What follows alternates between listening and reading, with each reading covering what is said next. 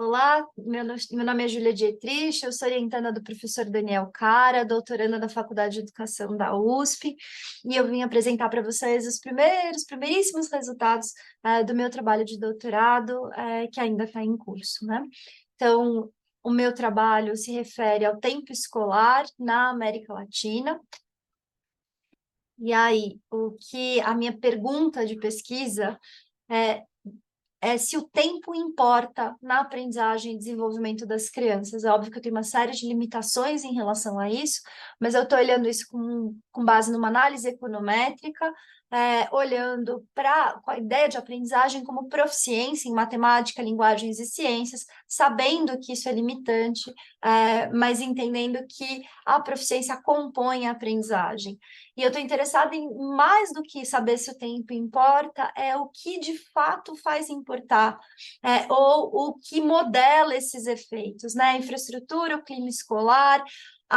as questões ligadas à docência, então as variáveis endógenas e exógenas da escola, e como que elas alteram o tempo, o efeito do tempo na aprendizagem. E eu quero identificar se existem semelhanças e diferenças entre os países, numa perspectiva comparada, suplantada por uma análise documental relacionada aos programas de ampliação da jornada escolar.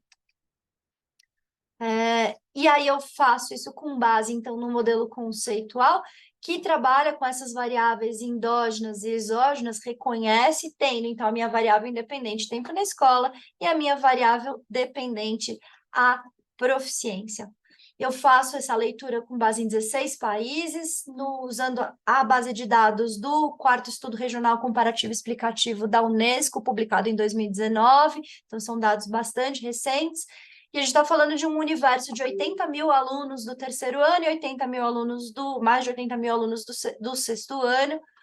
Esses alunos realizam uma prova de proficiência e tem os questionários complementares que eles respondem, questionários que seus familiares diretos respondem, professores a eles conectados respondem, direção da escola responde,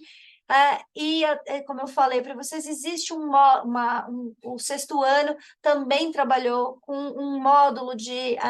habilidades socioemocionais que a gente também vai investigar.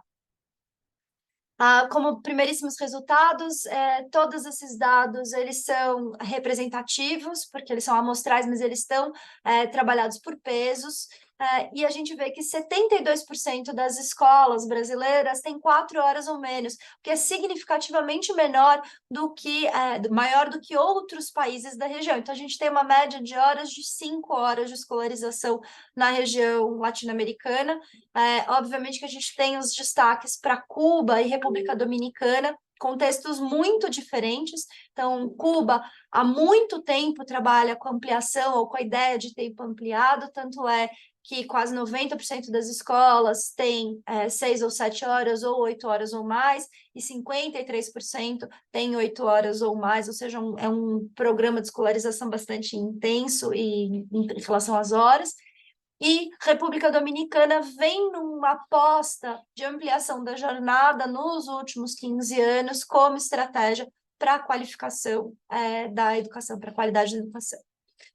É interessante dizer para vocês que, de fato, a ampliação da jornada ou quem é responsável por jornadas mais extensas é a escola pública na América Latina como um todo. 84, com algumas exceções, mas nós estamos falando aí de 84% dos estudantes estão no ensino público na América Latina, e quem determina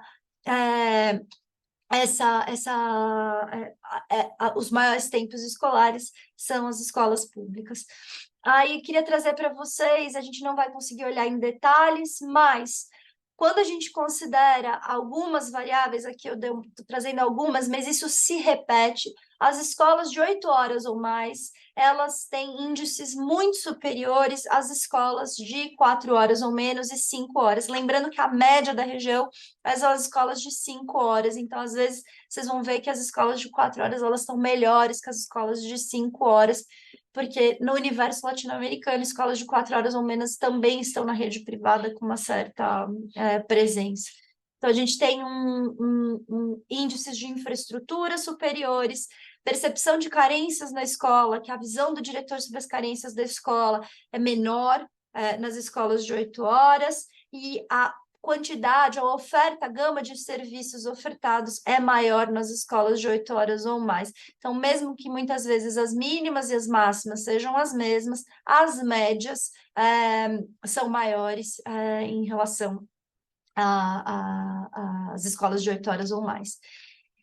E isso vai se repetir também em relação aos índices socioeconômicos e ao índice socioeconômico do estudante, que é um fator de preocupação, porque, de novo, a gente retoma a possibilidade da criação de ilhas de excelência, né? Que o tempo integral, a ampliação da jornada esteja se dando em contextos favoráveis a ela, ou seja, escolas com melhores infraestruturas, com menor violência, e essas escolas